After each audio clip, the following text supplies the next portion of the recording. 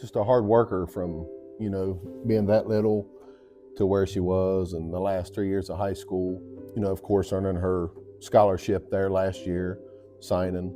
But, kind of grew here as a freshman, a sophomore, a junior, and has been a big part of, the Notre Dame softball program here.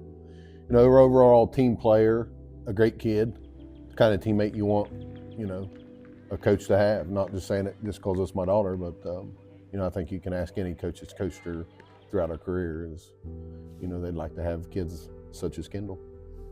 Yeah, first thoughts was maybe something ain't right here.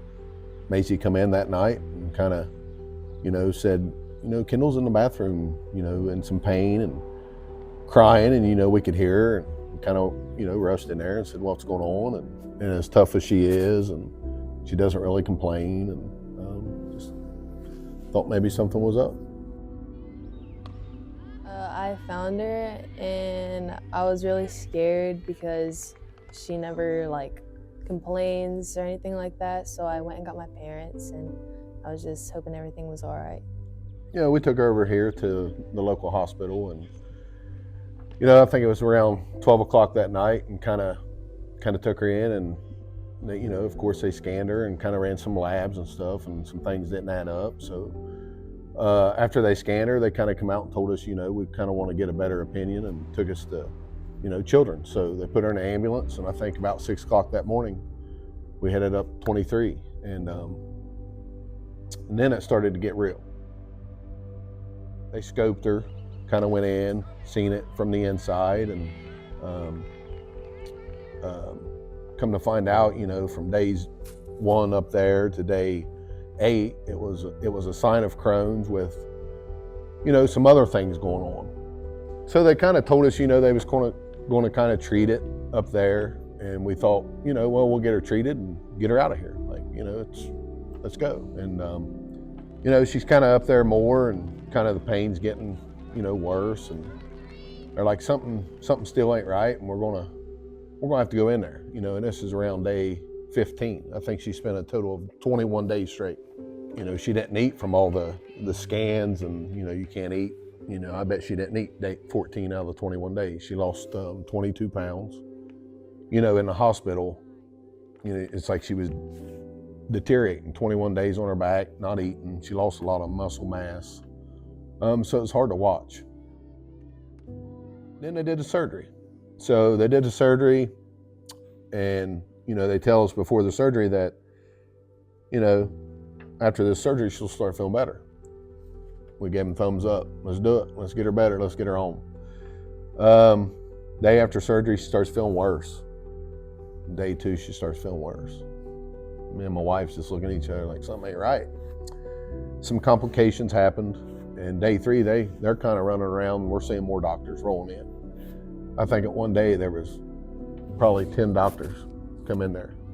They come in, it's like they do some other tests, and unfortunately, I think we did the surgery wrong. I was like, well, okay. I said, let's just fix it. Get her home, get her out here. So they had to do an emergency surgery, and got the things right. Once they did that, she started feeling better as soon as after the second surgery. The pain was uncontrollable. Just I was on really strong medication that I could just feel going through my veins, and it just made me nauseous, and I was just so sick. The sickest I've ever been in my life.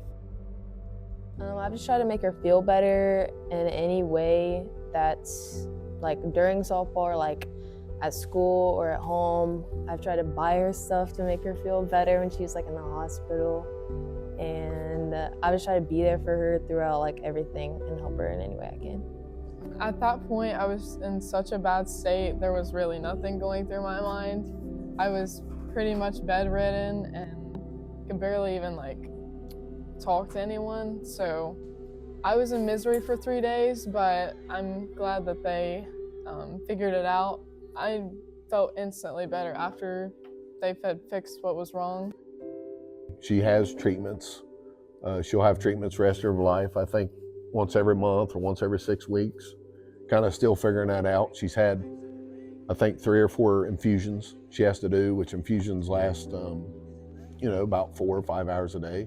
But it definitely could be worse. Every day we was telling her, just be strong. Things are gonna work out. It was like a bad dream. Yeah, I just wanted to be back to normal, just praying for my health. I know he had told me that there were a lot of people out there who had been, praying and thinking about me, and I'm just so grateful for them and for that. The ball games, they mean a lot, but they don't mean as much. Kind of get you back to reality a little bit, get you more into faith. You ask Kyndall about praying. I mean, I never prayed so much in my life. You just want your kids to be healthy, like every other parent. And, a lot of people prayed for her, and, I'm grateful for that. She's on the other side, so she'll beat it. She'll take the infusions. She'll live a pretty normal life. And I know there's other people, especially up there sitting for 21 days. You want to humble yourself, go up there and sit in Children's for 21 days and walk down them hallways. Yeah, I'm just blessed to be in the position that I am now. From where I was, there are people that have it worse, but I was able to get out of that. I plan to keep taking care of my body, doing special things that I have to do now. I am grateful to play for Notre Dame one last time. I will be moving into NKU in the fall. I've been in contact with my coaches, and they've been great keeping up on me. They're really a second family too. She's a big part of, our team here and our run that we'll do. We know that. The coaches, the players know that. She's got a lot healthier, from day one of when we practiced. I think she hasn't missed a practice, a couple infusion treatments and appointments, but from day one to day now, it's night and day from where she was as far as throwing and hitting, and so every week she's getting better. Definitely been a life-changing. You wake up and you appreciate things more. So you gonna let us know before you post that? Yeah, absolutely. I don't want my big butt crying on there.